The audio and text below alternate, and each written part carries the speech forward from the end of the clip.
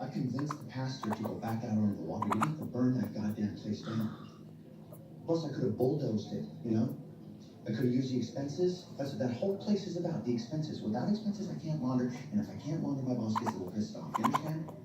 Now, the whole fucking site's on lockdown for an arson investigation? We didn't burn down the church, Mason did. Oh, you might be getting a little restless. Thanks, Tim. Might be on your side. Mason burned it down? Yeah. Put him on his side. It was a gesture, Martin. Here. And some people understand the importance of gestures. You didn't convince Mason for shit. We did. In fact, all you did